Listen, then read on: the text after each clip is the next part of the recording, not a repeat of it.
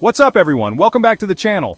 Today we're doing something a little bit different, but it's something I think is incredibly important. We've all seen those movies where someone gets stranded and has to survive with nothing but their wits. It seems impossible, right? Well, today I'm going to show you 12 survival hacks that are so simple, so insane. You'll wonder why you never knew them before. These are real, practical tricks that could genuinely be the difference between a scary story and a tragic one. Alright, kicking things off with hack number 1, and it's something that costs less than a cup of coffee but is a million times more valuable in an emergency. A simple whistle. I know what you're thinking, a whistle? That's it? Imagine you're hiking and take a wrong turn. Suddenly you're lost. Your phone is dead. You're completely alone. Yelling is the first instinct. Your voice will give out. It gets hoarse and weak. Enter the whistle. A good emergency whistle can top 100 plus decibels. Louder than a chainsaw, cuts through wind, cuts through rain, cuts through dense forest. Rescuers are trained to listen for sharp, unnatural blasts. The sound carries for miles, requires almost no effort, can be blown in a pattern. 3 blasts. 3 blasts equal sign universal distress signal. I am here, I am in trouble. Carry it on a keychain, in your glove box, in your backpack. Tiny and lightweight. You won't notice it until you need it. Before your next trip, or even your commute, get a whistle. Moving on to hack number 2, and this is an item that I am obsessed with. We've used it to build boats, fix cars, and now, I'm going to show you how it can literally hold you together in an emergency. Its strength, flexibility, and waterproof nature make it unbelievably versatile for first aid when you have nothing else. Imagine you take a nasty fall and get a deep cut. You can use duct tape to create a butterfly bandage. Just cut 2 small strips and 1 thinner strip. What if you suspect a broken bone like an arm or a leg? Find 2 sturdy sticks, placing them on either side of the broken limb. Then wrap the entire thing tightly with duct tape. Seriously, wrap it like you're preparing a package for shipping. This next hack sounds like something out of a science fiction movie, but I promise you it is 100% real and approved by major health organizations. This is how you can purify water using nothing but a plastic bottle and the power of the sun. It's called SODIS, which stands for Solar Water Disinfection, and it is absolutely brilliant. Let's say you're stranded and you find a water source like a stream or a lake, but you have no idea if it's safe to drink. Drinking contaminated water can lead to diseases that will incapacitate you faster than anything else. You need a clear plastic PET bottle, the kind most sodas and water bottles are made of. It has to be clear, not colored. You fill the bottle with the clearest water you can find. If the water is murky, you'll want to pre-filter it first, which we'll actually cover in a later hack, so stay tuned for that. Once it's full, you screw the cap on tight and lay the bottle on its side. Now, you just let the sun do all the work. The UVA radiation from the sun penetrates the water and kills dangerous microorganisms like bacteria, viruses, and protozoa. If it's a bright sunny day, you need to leave the bottle out for at least 6 hours. If it's cloudy or overcast, you should leave it out for 2 full days to be safe. The heat from the sun also helps, but the real magic is in the UV rays. This method is used in developing countries all over the world to provide safe drinking water for millions of people. This next one is honestly one of my all-time favorite survival hacks because it feels just like a magic trick. I'm going to show you how to start a fire with 2 things you might have in your pockets right now: a battery and a foil gum wrapper. And no, this is not a joke. You can literally create a flame in seconds if you know what you're doing. Fire is a top survival priority. It provides warmth, it purifies water, it cooks food, and it signals for help. Knowing how to make it is a superpower. So here's the setup. You need any kind of battery, like a AA, AAA 9-volt. Even your phone battery if you're truly desperate, though that's risky. And you need a foil gum wrapper. The key is that the wrapper has to be foil on one side and paper on the other. You're going to cut or tear the wrapper into an hourglass shape. Make it wide at the ends and very, very thin in the middle. The thinner the middle section, the better. Just a tiny sliver of foil connecting the 2 ends. Now, for the magic. You take the hourglass wrapper and touch one wide end to the positive terminal, and the other wide end to the negative terminal. You're creating a circuit. Electricity flows through the foil, but when it reaches that super thin middle part, resistance spikes.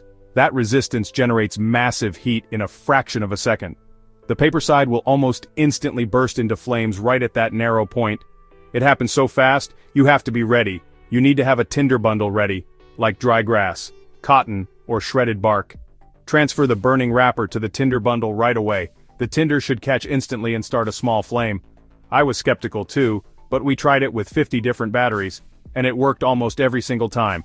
Transfer that spark and build it up, and you'll have a real fire. Big finish, a huge bonfire roaring to life. Alright, for hack number 5, we're using the one thing that almost every single person watching this video has with them right now, your smartphone. We all know the terror of a sudden blackout. Everything goes dark, you can't see a thing, and panic starts to set in.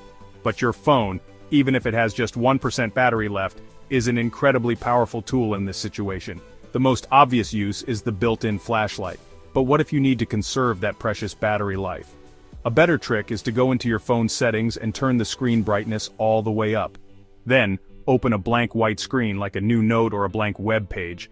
This will illuminate a room enough for you to navigate safely without using as much power as the LED flash. If you need to create an ambient light source like a lantern to light up a whole room instead of just a single beam, grab your phone and a clear plastic water bottle filled with water. Turn on your phone's flashlight. Place the water bottle on top of it. This next hack is intense but critically important. Terrifying scenario. Trapped in a sinking car. Water pressure and dead electronics can stop doors and windows. You have seconds to act. Your car already has an escape tool, the headrest. Press the button at the base of the posts, pull the headrest straight up and out. Now you have a heavy piece with 2 metal prongs. These hardened steel prongs can break tempered glass, but don't hit the center. Aim for the corners. Jam a prong into the bottom corner where glass meets the frame. Use leverage. Pull the headrest toward you. The focused point will shatter the window. We tested it on 10 cars in a junkyard. Every time it worked.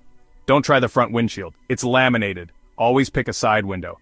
Practice removing your headrest. 5 seconds could save your life. Okay, let's take a quick break from the physical hacks and talk about a mental one. This is arguably the most important piece of survival knowledge you can ever learn. It's called the Rule of Threes, and it's a simple guideline that helps you prioritize your actions in any survival situation. When you're lost, scared, overwhelmed, your brain can freeze up. This rule gives you a clear, logical framework to follow. The first rule: you can survive for approximately 3 minutes without breathable air, submerged in water, caught in an avalanche, in a space with toxic fumes. This is your absolute most immediate priority. If you can't breathe, nothing else matters. This is why escaping a sinking car, as we just discussed, is so time-critical. The second rule: you can survive for approximately 3 hours without shelter in extreme weather conditions, extreme heat, extreme cold. Hypothermia can set in incredibly fast and incapacitate you, making you unable to help yourself. If you're in a harsh environment, your priority after securing your air is to find or build a shelter to protect yourself from the elements. This could be a cave, a dense thicket of trees, or a shelter you build yourself. The third and fourth rules are: you can survive for about 3 days without water and 3 weeks without food. This is why finding a source of clean drinking water is a much higher priority than finding food. Dehydration will kill you long before starvation does. This rule helps you ration your energy and focus. Don't waste your first day frantically searching for berries. Spend it building a shelter and finding water. We've talked about how to purify water with sunlight, but what if the water you find is full of mud, leaves, other gunk? You can't just put that in your bottle. The sediment will block the sunlight and the water won't get clean. You need to pre-filter it first. And for this next hack, I'm going to show you how to do it using an item you're definitely wearing: your socks. I know it sounds disgusting, but in a survival situation, a little foot funk is better than a deadly waterborne illness. First things first, you ideally want to use the cleanest sock you have. Hopefully you packed an extra pair. The goal here isn't to purify the water but to filter out the larger particles. You're essentially creating a sieve. Take your sock and stretch it over the mouth of your water bottle or container. If you have another person with you, one can hold the sock open while the other pours the water. Slowly pour the murky water through the sock. You'll see the water that comes out the other side is still not clear, but it will be free of all the big stuff: dirt, twigs, insect larvae. The fabric of the sock is a surprisingly effective filter for this first stage. For an even better filter, you can create layers inside the sock.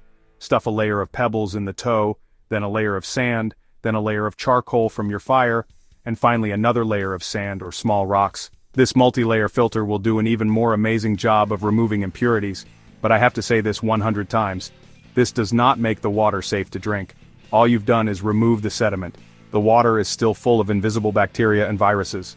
Imagine being completely lost. No landmarks, no sun, endless trees or fog. Every direction looks the same. You could be walking in circles for days. Your phone is dead, and you don't have a compass, don't worry. For this next hack, I'm going to show you how to build your own compass, using a sewing needle, a leaf, a puddle of water. First, find something small and metallic that can be magnetized. A sewing needle is perfect. A paper clip, a safety pin, an earring wire can work. Now magnetize it. Use a magnet, like one in a speaker, or from an electronic device. But let's assume you don't. You can actually use silk or your own hair. Stroke the needle rapidly in one direction only, not back and forth. Repeat about 50 to 100 times. That aligns the molecules and gives it a weak magnetic charge. Next, find a small, still body of water, a puddle, a cup filled with water, even a helmet will do. The water must be calm. Use something for the needle to float on. A single leaf is perfect. Carefully place the needle on the leaf, then gently place the leaf on the water's surface. Now watch. The needle will slowly rotate until it aligns with Earth's magnetic field. One end will point toward magnetic north. For hack number 10, we're raiding the kitchen pantry for a survival tool used for thousands of years. I'm talking about honey. This sweet, sticky substance isn't just for your tea. It's a powerful field dressing for cuts, scrapes, even burns. Out in the wild without antiseptic wipes or antibiotic ointment, honey is an incredible natural alternative to keep a wound clean and prevent infection. The reason honey is so effective is its unique chemical properties. First, very low water content. High sugar content. That sugar creates an environment bacteria can't grow in. It dehydrates them. Second, honey is naturally acidic. pH between 3.2 and 4.5. That's too low for most infection-causing microbes. When honey meets wound fluids, a reaction produces small amounts of hydrogen peroxide, the same stuff in the brown pharmacy bottle. We talked about using a whistle to signal for help, which is an auditory signal. Now let's talk about a visual one that can be seen from miles away.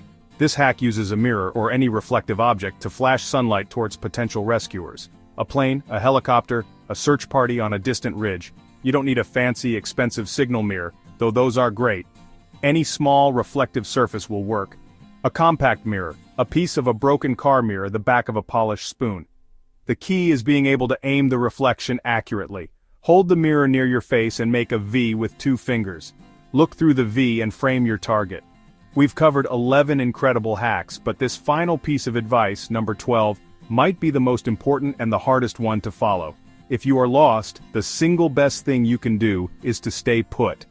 I know this goes against every instinct in your body. Think about it from a rescuer's perspective. When you are reported missing, a search party is dispatched to your last known location. If you stay in one place, you are a stationary target, but if you start walking, you become a moving target. You could be walking away from the search party. The acronym STOP stands for Stop, Think, Observe, Plan, Stop Moving. Think about your situation and your priorities using the rule of threes. Observe your surroundings for resources, and plan what you need to do to survive right there. Build a shelter, find water, create signals. Staying put is a mental battle, but it dramatically increases your chances of being found alive. And that's a wrap. 12 survival hacks that you hopefully never have to use, but that could absolutely save your life if you do. These aren't just cool party tricks, they're legitimate skills that empower you to take control in a worst-case scenario. Knowing what to do when everything goes wrong is a powerful feeling, and my goal today was to give you a piece of that power. The real challenge is remembering these when you're under pressure, so watch this video again if you need to. If you learned something new today and you found this video valuable, please do me a huge favor and destroy that like button and make sure you're subscribed so you don't miss what we have coming next. We put a massive amount of effort into these videos, and your support is what makes it all possible. Also, leave a comment below telling me which hack blew your mind the most. Finally, please share this video. Send it to your friends, your family, anyone you care about. The information in this video is too important to keep to yourself. You never know whose life it might save. Thank you all so much for watching. I truly appreciate every single one of you. Stay safe out there. Be prepared, and we'll see you in the next video.